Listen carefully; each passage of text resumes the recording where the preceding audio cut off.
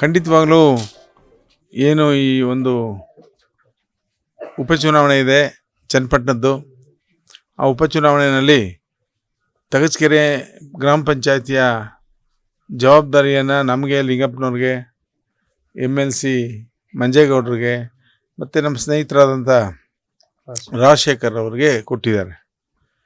ನಾವೆಲ್ಲರೂ ಒಗ್ಗಟ್ಟಾಗಿ ಕೆಲಸ ಮಾಡ್ತಾಯಿದ್ದೀವಿ.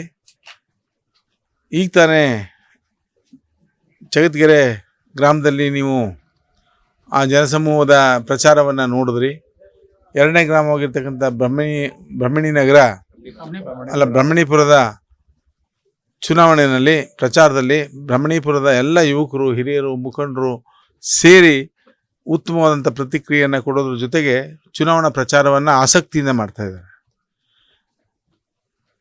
ಹಳ್ಳಿಯಲ್ಲಿ ಈ ರೀತಿಯಾದಂಥ ಕೆಲಸಗಳು ಸ್ಪೆಷಲ್ ಯುವಕರಿದ್ದಾರೆ ಸರ್, ಅವರಿಗೆ ಉದ್ಯೋಗ ಆಗಿರ್ಬೋದು, ಮತ್ತೊಂದೆಲ್ಲ ಪದವೀಧರರು ಇರ್ತಾರೆ.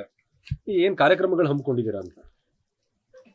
ಈಗಾಗಲೇ ನಮ್ಮ ಮಂಡ್ಯದ ನೂತನ ಲೋಕಸಭಾ ಸದಸ್ಯರು, ರಾಷ್ಟ್ರದ ಬೃಹತ್ ಕೈಗಾರಿಕಾ ಮತ್ತು ಉಕ್ಕು ಸಚಿವರಾದಂಥ ಕುಮಾರಸ್ವಾಮಿ ಅವರು ಸಚಿವರಾಗಿ ಅಧಿಕಾರವನ್ನು ಸ್ವೀಕಾರ ಮಾಡಿ 3-4 ತಿಂಗಳಾಗಿದೆ. ಈಗಾಗಲೇ ಯುವಕ ನಿರುದ್ಯೋಗಿಗಳಿಗೆ ಕೆಲಸವನ್ನು ಕೊಡಿಸೋದ್ರ ಬಗ್ಗೆ ಹೆಚ್ಚು ಆಸಕ್ತಿಯನ್ನು ವಹಿಸಿ ಮಂಡ್ಯದಲ್ಲಿ ನಿರುದ್ಯೋಗ ಯುವಕರ ಸಮ್ಮೇಳನವನ್ನು ಮಾಡಿ ಬಹಳ ಯಶಸ್ವಿಯಾಗಿದ್ದಾರೆ. ಜೊತೆಗೆ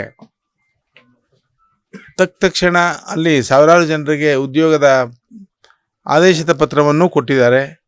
ಹಾಗೆ ಅವರ ಆಸೆ ರಾಮನಗರ ಮತ್ತು ಚನ್ನಪಟ್ಟಣದಲ್ಲಿ ಒಂದು ಬೃಹತ್ ಕೈಗಾರಿಕೆಯನ್ನು ಪ್ರಾರಂಭ ಮಾಡಬೇಕು ಕೇಂದ್ರ ಸರ್ಕಾರದ ವತಿಯಿಂದ. ಅಲ್ಲಿ ಸಾವಿರಾರು ಯುವಕರಿಗೆ, ವಿದ್ಯಾರ್ಥಿಗಳಿಗೆ, ನಿರುದ್ಯೋಗಿಗಳಿಗೆ ಕೆಲಸದ ಅವಕಾಶವನ್ನು ಕೊಡಿಸ್ಬೇಕು ಅಂತಕ್ಕಂಥ ಉತ್ಸಾಹ ಬದ್ಧತೆಯಲ್ಲಿದ್ದಾರೆ. ಖಂಡಿತ ಆ ಕೆಲಸ ಆಗ್ತದೆ ಭಾಳ ಬೇಗ. ಚನ್ನಪಟ್ಟಣದಲ್ಲಿ, ರಾಮನಗರದಲ್ಲಿ ಏನು ಸಿರಿಕಲ್ಚರ್ ರೇಷ್ಮೆ ಬೆಳೆಗೆ ಬೇಕಾಗಿರ್ತಕ್ಕಂಥ ಎಲ್ಲ ಮೂಲಭೂತ ಸೌಕರ್ಯಗಳನ್ನು ಒದಗಿಸ್ಕೊಡ್ಲಿಕ್ಕೆ 70-100 ಕೋಟಿ ರೂಪಾಯಿ ಅಂದಾಜು ವೆಚ್ಚದಲ್ಲಿ ಆ ಮಾರುಕಟ್ಟೆಯನ್ನು ಮತ್ತೆ ಮರು ನಿರ್ಮಾಣವನ್ನು ಮಾಡ್ತಾ ಇದ್ದಾರೆ.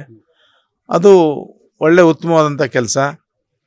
ಈಗಾಗಲೇ ಅವರು 2006, 2018ರಲ್ಲಿ 2 ಬಾರಿ ಅಲ್ಪ ದಿನಗಳಲ್ಲಿ, ಅಂದರೆ 1 ವರ್ಷ 18-20 ತಿಂಗಳ ಅವಧಿನಲ್ಲಿ ಮುಖ್ಯಮಂತ್ರಿಗಳಾಗಿ ಉತ್ತಮವಾದಂಥ ಕೆಲಸವನ್ನು ಮಾಡಿದ್ದಾರೆ.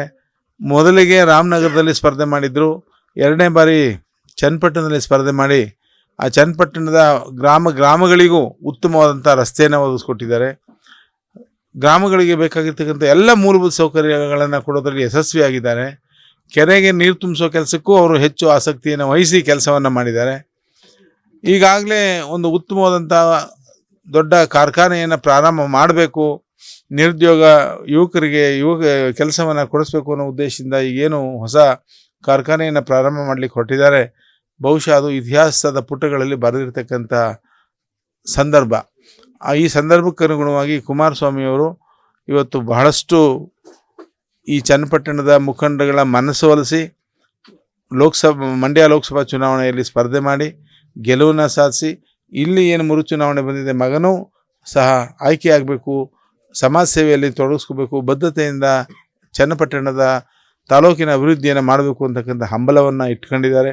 ಮಗನೂ ಸಹ ಅಷ್ಟೇ ಬದ್ಧತೆಯಲ್ಲಿ ಅಪ್ಪನ ಹಾಕಿಕೊಟ್ಟ ಮಾರ್ಗ, ಈ ದೇಶದ ಮಾಜಿ ಪ್ರಧಾನಮಂತ್ರಿಗಳಾದಂಥ ದೇವೇಗೌಡರು ಹಾಕಿಕೊಟ್ಟಿರ್ತಕ್ಕಂಥ ರಾಜಕೀಯ ಮಾರ್ಗದಲ್ಲಿ ಸಾಗಲಿಕ್ಕೆ ಪ್ರಯತ್ನವನ್ನು ಪಡ್ತಿದ್ದಾರೆ. ಈ ರಾಜ್ಯದಲ್ಲಿ ಒಂದು ಯುವ ಪೀಳಿಗೆ ನಾಯಕತ್ವಕ್ಕೆ ಸದಾವಕಾಶವನ್ನು ಕಲ್ಪಿಸ್ಕೊಡ್ಲಿಕ್ಕೆ ತಾತ ಅಪ್ಪ ಇಬ್ಬರು ಹೋರಾಟ ಮಾಡ್ತಾ ಇರೋದ್ರಿಂದ ಈ ಭಾಗದ ಎಲ್ಲ ಯುವಕರು, ಹಿರಿಯರು, ಮುಖಂಡರು ಆ ಯುವಕ ನಾಯಕತ್ವಕ್ಕೆ ಬೆಂಬಲವನ್ನು ಕೊಡಬೇಕು ಅಂತಕ್ಕಂಥ ನಿರ್ಧಾರವನ್ನು ಮಾಡಿದ್ದಾರೆ.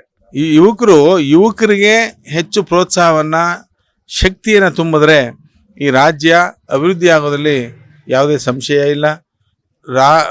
ಈಗಾಗಲೇ ನಿಖಿಲ್ ಕುಮಾರಸ್ವಾಮಿ ಅವರು ಯುವಜನತಾ ದಳದ ಅಧ್ಯಕ್ಷರಾಗಿ ರಾಜ್ಯಾದ್ಯಂತ ಪ್ರವಾಸವನ್ನು ಮಾಡಿ ರಾಜ್ಯಾದ್ಯಂತ ಜವಾಬ್ದಾರಿಯನ್ನು ನಿರ್ವಹಿಸ್ಕೊಂಡು ಹೋಗ್ತಕ್ಕಂಥ ಸಾಮರ್ಥ್ಯವನ್ನು ಹೊಂದಿದ್ದಾರೆ. ಜೊತೆಗೆ ಅವರ ಜೊತೆ ಯುವಕರು ಸಹ ಹೆಚ್ಚು ಶಕ್ತಿಯನ್ನು ತುಂಬೋದ್ರ ಜೊತೆಗೆ ಆಶೀರ್ವಾದವನ್ನು, ಬೆಂಬಲವನ್ನು ಕೊಡ್ತಿದ್ದಾರೆ. ಅವರ ಜೊತೆಗೆ ಎಲ್ಲ ಗ್ರಾಮಗಳ ಹಿರಿಯರು, ಮುಖಂಡರು, ಯಜಮಾನರುಗಳು, ತಾಯಂದಿರು ಪೂರ್ಣ ಬೆಂಬಲವನ್ನು ಕೊಡ್ತಾ ಇದ್ದಾರೆ.